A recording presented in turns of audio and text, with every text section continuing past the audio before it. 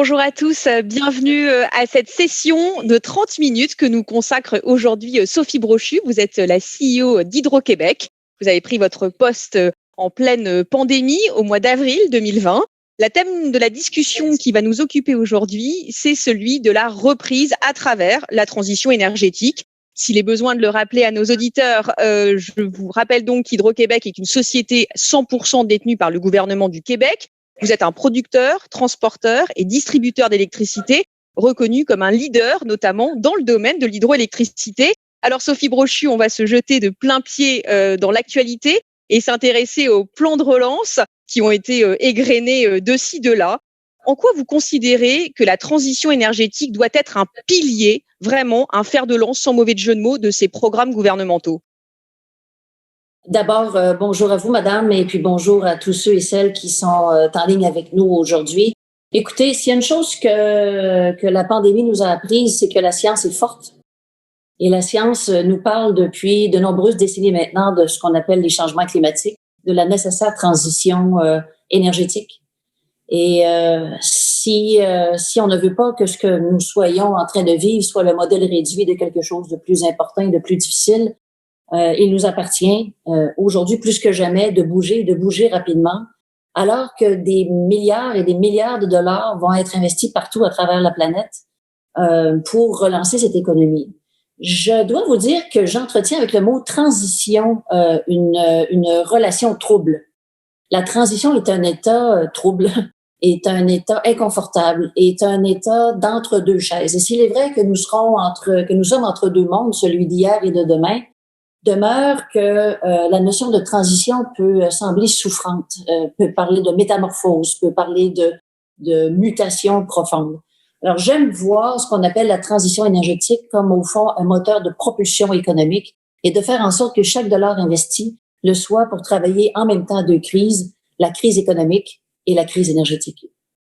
Donc, c'est vraiment un pilier fondamental de cette relance. Alors, on a vu à travers cette crise, en tout cas dans tout un tas de secteurs économiques, la crise a mis l'accent sur la nécessité d'avoir une meilleure articulation entre les secteurs publics et les secteurs privés.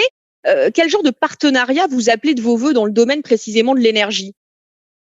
Écoutez, en fait, moi, je suis une grande partisane depuis le début de ces temps étranges de la nécessité de mettre de côté les armures concurrentielles.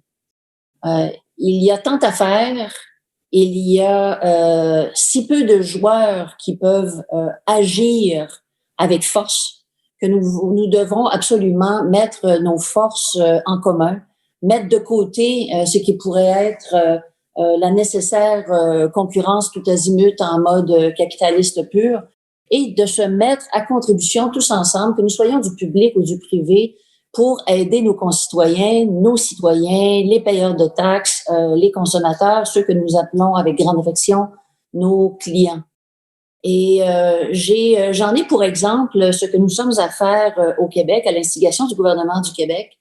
Nous avons réalisé que nous avons chez nous une grande force. En fait, nous en avons plusieurs, mais une des grandes forces dont on a peu parlé dans les années dernières, c'est le fait que la propriété des grandes infrastructures gazières, d'une part, et électriques, d'autre part, soit entre les mains de deux grands actionnaires.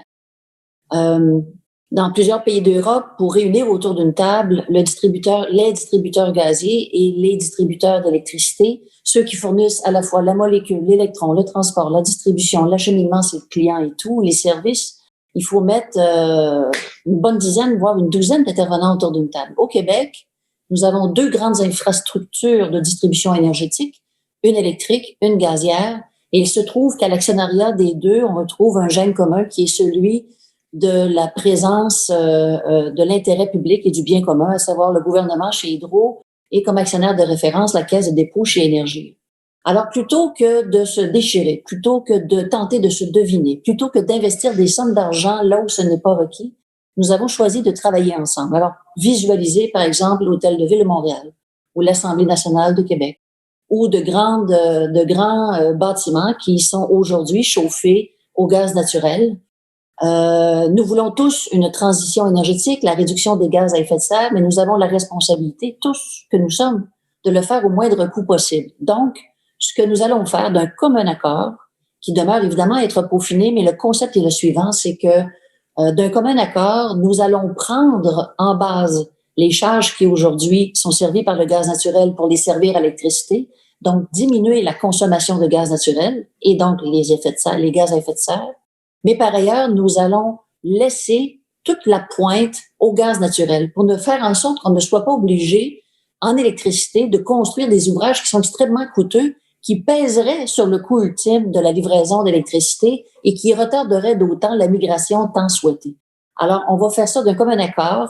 C'est absolument extraordinaire parce qu'on va réduire les émissions de gaz à effet de serre et on va le faire vraiment au moindre coût possible. Alors voilà une preuve parmi d'autres qui diffèrent selon les géographies, les géométries énergétiques des États, mais le fait de travailler en commun, si l'objectif est d'aider notre consommateur ultime, ça devrait être notre étoile du Nord. Donc travailler tous ensemble.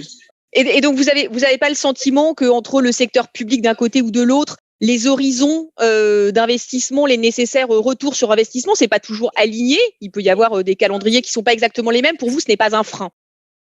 En fait, il est vrai que les calendriers des uns et des autres peuvent être différents. C'est certain que si vous êtes une entreprise cotée en bourse et que vous avez une pression, appelons ça inouïe, sur les résultats du prochain trimestre, ça puisse être difficile. C'est là, je pense, que les entreprises du secteur public doivent être un peu créatives. Comme par exemple, pour une entreprise comme Hydro-Québec, lorsqu'on travaille avec des fournisseurs du secteur privé, il y a certains fournisseurs qui ont probablement besoin d'être, je vous donne un exemple très banal, mais extrêmement puissant, d'être payés plus rapidement.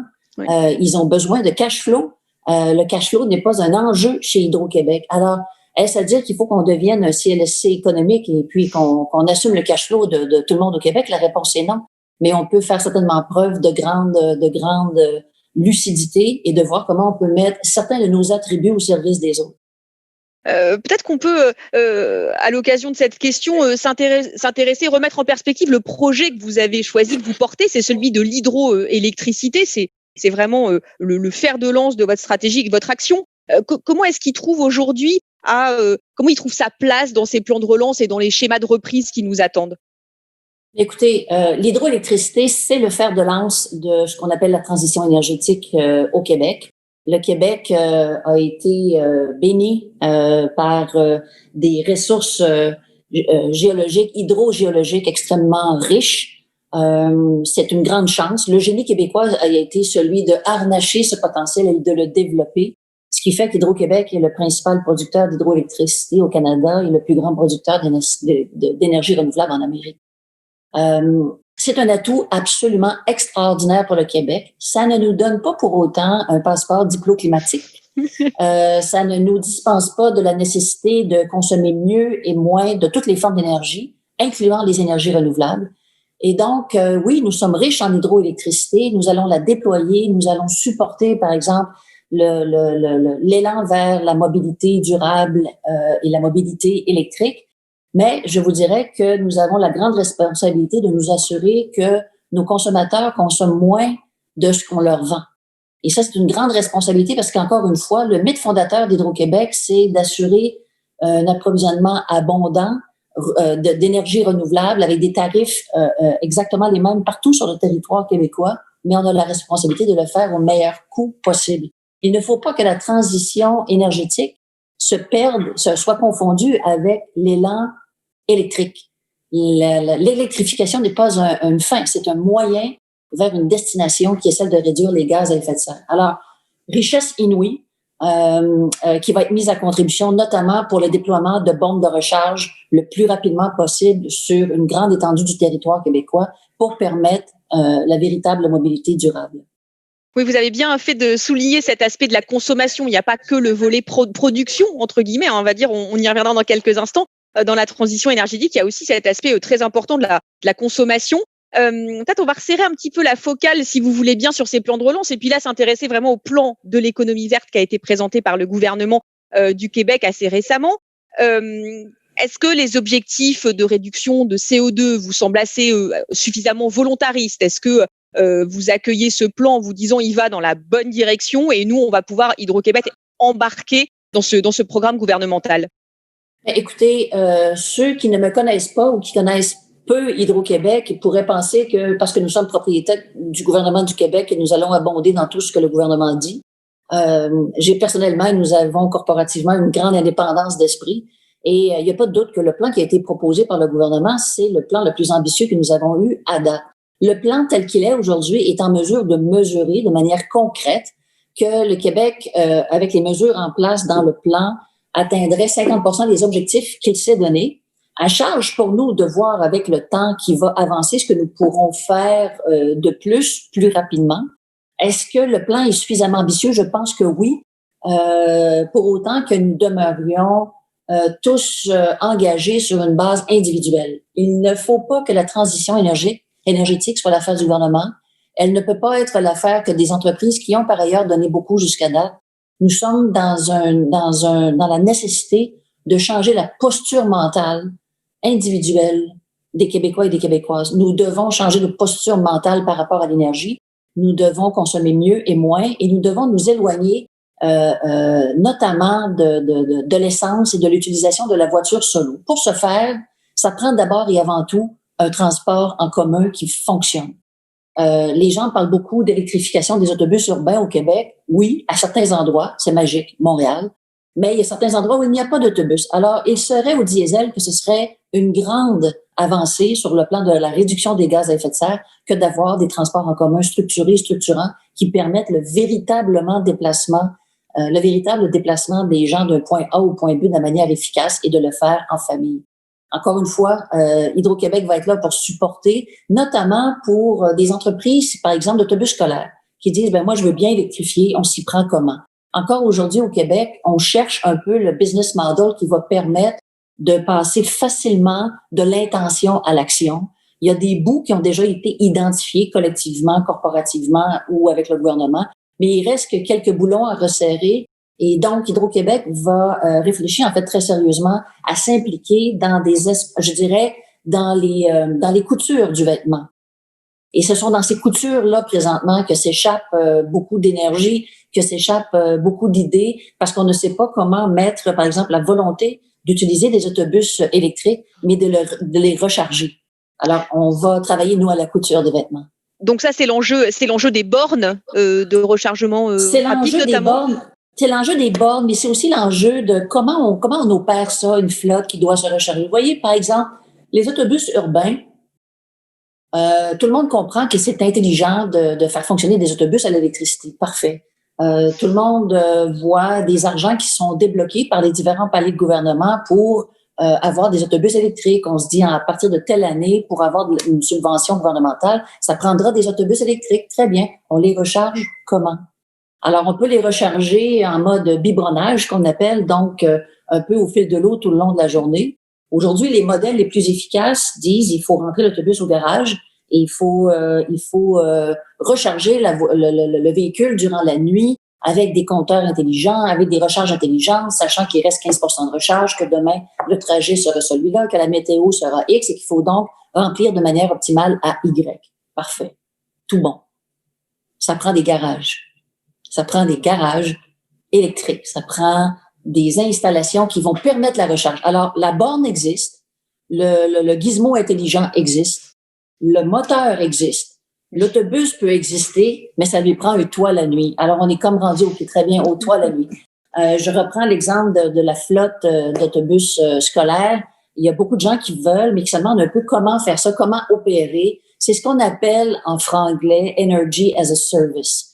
Et c'est dans cette couture-là du vêtement que Hydro-Québec va probablement s'impliquer, à tout le moins au cours des prochaines années, le temps de mettre de l'eau dans la pompe. Puis l'idée, c'est pas d'occuper un terrain de manière monopolistique. Quand d'autres viendront remplir cet espace-là, nous, on pourra éventuellement se retirer. Dans le fond, ce que l'on souhaite, c'est aider les Québécois et les Québécoises à passer le plus rapidement possible dans l'autre État qui est à l'autre côté de la transition. Alors, ça nous fait justement une bonne transition pour la question suivante. Selon vous, aujourd'hui, pour accélérer cette transition énergétique, c'est quoi les filières d'avenir qui sont les plus prometteuses? Vous avez fait des annonces, je crois, assez récemment dans le solaire, dans l'hydrogène vert. Où est-ce qu'à votre avis, il faut appuyer sur le bouton pour avoir des résultats les plus rapidement possibles? Mais je pense que ça dépend des géométries des États à leur départ. la meilleure solution pour améliorer l'empreinte environnementale, par exemple, dans plusieurs provinces du Canada, c'est de changer l'énergie qui est utilisée pour produire l'électricité. Au Québec, nous sommes déjà 99% renouvelables. Il n'y a pas à trouver là une grande source de réduction de gaz à effet de serre. Donc, au Québec, on va réfléchir à des solutions comme celles que j'ai envisagées. Hydro-Québec a annoncé cette semaine que nous allions construire l'électrolyseur le plus important au monde pour produire de l'hydrogène verte.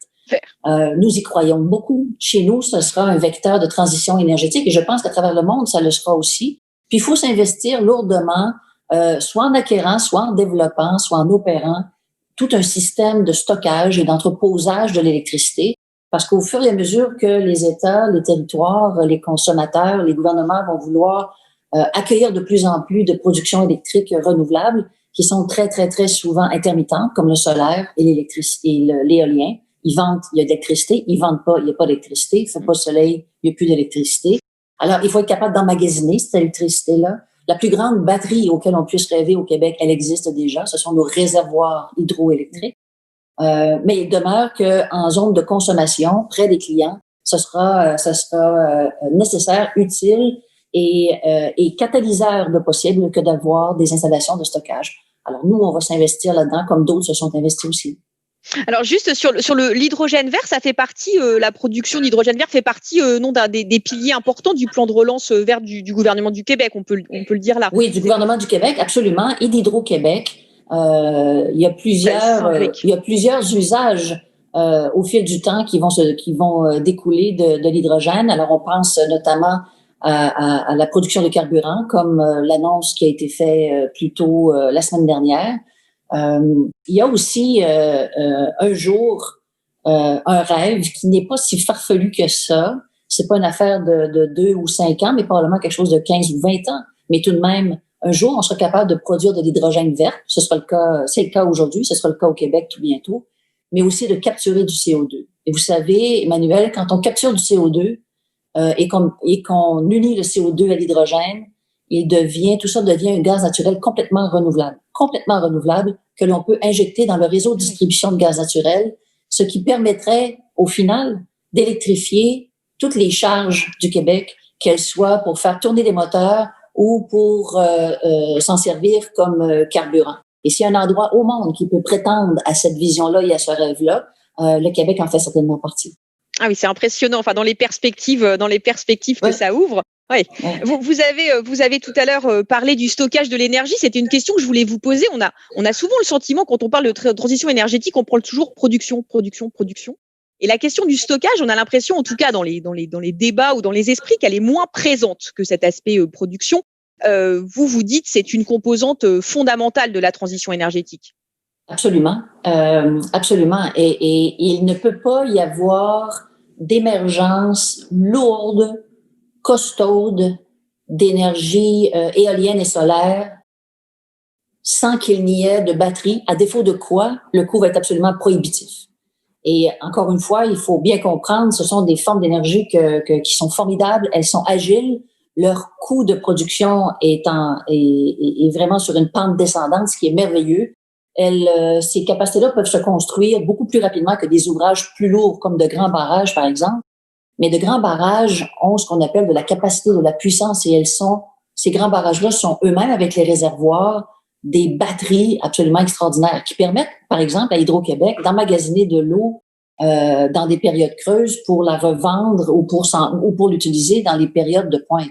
Mais près du marché, près du consommateur, près des maisons, près dans nos communautés, on a besoin également d'ajouter des capacités d'entreposage qui vont donner cette agilité-là et de la résilience aussi, parce qu'on parle bien de pandémie, de la résilience à nos communautés. On voit aujourd'hui les aléas climatiques pèsent de plus en plus lourd sur des aléas avec des grands vents, avec des incendies. Alors, si on peut construire un peu de résilience dans nos communautés qui fait en sorte que si pour une raison ou pour une autre, un épisode de verglas, un épisode de vent important devait interrompre l'approvisionnement électrique de masse, ben, si on est en mesure d'avoir ces équipements-là d'entreposage, ben, on est plus résilient pour passer au travers des périodes qui seraient autrement plus difficiles.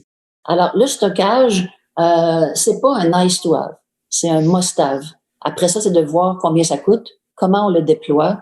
Puis encore une fois, au Québec, on est chanceux de cette hydrogéologie-là qui nous permet d'avoir des batteries de très, très grande capacité en zone de production. Puis là, présentement, on est en train de se développer en mode agile, plus près des zones de consommation et de jouer avec tous ces morceaux-là ensemble. D'ailleurs, vous connaissez sans doute la région du lac Mégantic. Le lac Mégantic a connu un accident ferroviaire immense il y a quelques années qui a essentiellement rasé le centre-ville, qui a été complètement reconstruit. Et nous, Hydro-Québec, nous avons évidemment reconstruit notre réseau de distribution. Lac Mégantic est complètement connecté sur le grand réseau d'Hydro-Québec, mais nous avons, au sens très noble du terme, utilisé cette reconstruction-là de réseau pour en faire un laboratoire vivant.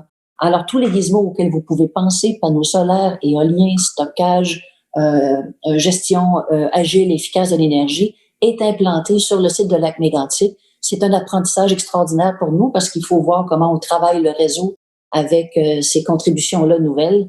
Un jour, le Québec sera pavé de petits laboratoires comme ça qui deviendront plus des laboratoires, mais des modes de fonctionnement complémentaires aux modes de fonctionnement traditionnels. Et bien décentralisé, du coup, c'est ce que vous dites aussi, c'est se Absolument. rapprocher de ces centres-là, en étant plus décentralisé. Alors, à vous entendre, on entend évidemment que l'innovation, la technologie, c'est au centre de l'accélération de la transition écologique. Alors, j'ai 2 questions à vous poser, comme ça, je vous laisserai du coup répondre en un coup. C'est pour vous, c'est quoi les grands axes innovants technologiques auxquels on doit avoir recours pour accélérer cette transition? Et puis 2, ma question, c'est un peu sur les horizons de temps. On peut voir que les horizons de R&D peuvent être très longs, peuvent prendre des dizaines d'années. Comment est-ce qu'on les réconcilie avec l'urgence de la réduction des gaz à effet de serre? Écoutez, je vais commencer par la fin parce que en arrivant chez Hydro-Québec, j'ai été émerveillée de voir tout ce que le centre de recherche a fait au cours des dernières décennies. D'ailleurs, si on peut prétendre être si avancé en matière de batterie, c'est qu'on a commencé ça il y a une 40aine d'années. Hydro-Québec investit à peu près 100 millions par année en recherche et développement. L'objectif est de répartir ces investissements-là en recherche et développement entre ce qui est fondamental et appliqué, entre le court, le moyen et le long terme. Et puis évidemment, les besoins sont tellement grands présentement et les capacités d'innovation ont été décuplées par l'intelligence artificielle. Alors, ce qui, hier, pouvait prendre des années à calculer en termes d'impact, se fait aujourd'hui beaucoup plus rapidement. En termes d'innovation, il y aura des innovations qui doivent être... En fait, il y a 3 innovations. La première innovation, Emmanuel, c'est celle de la posture mentale. Il faut que les grandes utilités publiques, comme Hydro-Québec, adoptent vraiment un amour profond pour la diversification de son modèle d'affaires. À défaut de quoi, on va marcher sur le bout des pieds et à reculons vers un futur qui va finir par nous rattraper et nous faire culbuter. Aussi bien se tourner, le regarder et l'embrasser et y marcher le plus rapidement possible. Donc, posture mentale de dire, avant, tout se décidait au niveau de la production et puis on poussait ça vers le consommateur. Demain, il faut donner du pouvoir au consommateur et lui donner la capacité d'influencer sa propre consommation d'énergie. Mais il faut travailler aussi sur sa posture mentale à lui ou à elle. Au Québec, l'électricité est tellement peu chère qu'elle n'est pas utilisée de manière efficace. Je vous donne un exemple très simple, les chauffe-eau domestiques. Un chauffe-eau domestique, là, évidemment, on est en temps de pandémie, on est à la maison, c'est une chose. Mais fermons-nous les yeux. Reportons-nous au mois de janvier dernier. On allait travailler, il n'y avait plus personne à la maison, le chauffe-eau chauffait l'eau, au cas où quelqu'un allait revenir pour prendre une douche. C'est fou. On pouvait partir une semaine durant l'été. Si on interrompait le chauffe-eau, c'est pour qu'il n'y ait pas de dégâts, pas parce qu'on sauvait de l'électricité. Alors, et le chauffe-eau chauffait, en attendant que la famille revienne de la plage. Et c'est fou frette, ça. Alors, il faut qu'on comprenne que l'énergie, elle est précieuse comme consommateur. Il faut qu'on comprenne comme utilité que on doit tout faire pour développer de l'agilité, de l'efficacité, et il faut que les cerveaux de la recherche mettre tout ça en action avec des modes beaucoup plus agiles pour opérer les réseaux. Et pensez-y, le jour où on a davantage de production distribuée, le jour où on a de la production solaire, un peu comme on est en train de construire chez Hydro, des parcs plus près des zones de consommation, qu'est-ce que ça veut dire? Ça veut dire qu'on reporte dans le temps la nécessité de construire de grands ouvrages de production. Ça veut dire qu'on reporte dans le temps la construction de lignes de transmission d'électricité. Et ce que ça veut dire, c'est qu'il faut dessiner aujourd'hui ce que j'appelle, moi, le réseau de demain. Aujourd'hui, le réseau va du point A au point B. Il marche de gauche à droite.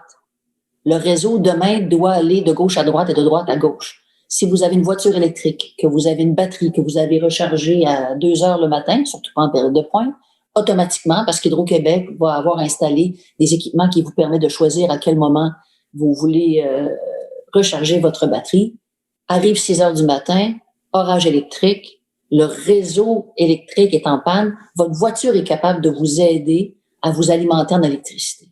Mais allons encore plus loin. Mettons ensemble un quartier où 50% des maisons, des ménages auraient une voiture électrique et 50% des maisons n'auraient pas cette voiture électrique. Alors, comment celles qui sont dotées de cette batterie-là d'appoint peuvent aider leurs voisins? C'est dans cet esprit communautaire-là qu'il faut penser la technologie. Il faut penser la technologie pas en centre de profit, strictement. Oui, il faut que ce soit profitable, mais il faut y penser en termes de centre de profit social. Et ce qu'il faut éviter à travers toute cette panoplie de technologies, cette transition énergétique-là et tout ce qui vient avec, il faut éviter de privatiser les gains, de socialiser les gains. Et la privatisation, le profit capitaliste, j'ai aucun problème avec ça, j'aime ça, je suis capitaliste, j'aime l'argent, mais il ne faut pas aimer qu'un groupe de personnes ou un groupe d'utilisateurs s'approprie un gain en repoussant des coûts vers d'autres qui n'auraient pas la capacité de déployer ces moyens-là, à moins que des institutions comme Hydro-Québec se mettent à l'œuvre. Alors, nous, on va être là.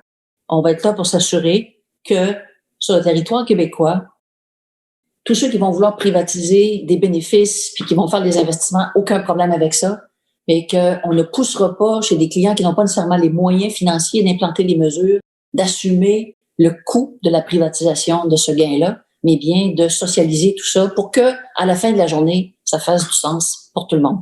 Et c'est tout à fait possible. Et c'est tout à fait merveilleux. Et donc ça, c'est une transition écologique, énergétique inclusive pour l'ensemble des stakeholders et des parties prenantes. Alors, il nous reste quelques minutes, Sophie Brochu, avant qu'on clôture la table ronde. J'avais une question un peu plus personnelle à vous poser. Vous êtes une femme, vous avez pris cette fonction éminente en pleine crise sanitaire et économique. Qu'est-ce que vous ambitionnez en tant que femme CEO? Quel rôle modèle vous avez envie d'être? Est-ce que c'est quelque chose qui vous anime dans votre fonction, dans votre secteur? Est-ce que c'est important? Est-ce que vous portez quelque chose? En fait, j'ai réalisé quand j'ai été nommée l'ampleur du symbole que représentait ma nomination parce que je suis femme. Puis si d'aventure une jeune femme de 10-12 ans voit ça puis ancre dans son psyché que c'est tout à fait normal, ben on aura gagné quelque chose. Ma posture mentale est celle d'amener avec moi le désir de diversité, de tout acabit.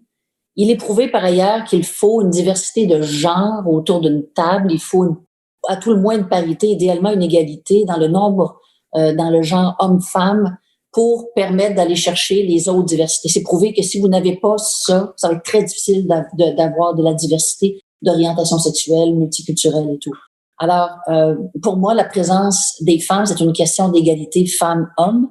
C'est une question humaniste d'abord parce que tout le monde a le droit d'aller au bout de son ambition professionnelle. C'est une question corporative et économique parce que c'est prouvé qu'on va prendre de meilleures décisions comme organisation quand on a un prisme beaucoup plus large. Mais c'est aussi une question humanitaire et sociale. Et j'en ai pour preuve que les traités de paix qui ont été négociés par des groupes où les femmes étaient largement présentes sont des traités de paix qui sont plus durables. Alors, j'aime à penser que si on est capable d'écrire des traités de paix en temps de guerre de manière durable, on devrait être capable de faire ça d'un point de vue corporatif. Je vous remercie beaucoup, Sophie Brochu, d'avoir partagé avec nous votre énergie dans tous les sens du terme sur cette thématique, votre enthousiasme, votre inspiration aussi, d'avoir vraiment aussi pointé, mis le doigt sur des aspects de cette transition énergétique qu'on regarde moins ou qu'on observe moins, sur la dimension de l'inclusion, sur la dimension aussi plus technique aussi du stockage, du changement de posture mentale des citoyens et des clients que vous accompagnez. Merci beaucoup de votre transparence et de votre générosité dans vos propos. Je vous souhaite à tous. C'est un plaisir pour moi d'être avec vous. Ça a été un plaisir pour moi de faire votre connaissance. Bonne continuation. Au revoir. Merci beaucoup à tous et bonne suite de conférences. Merci beaucoup.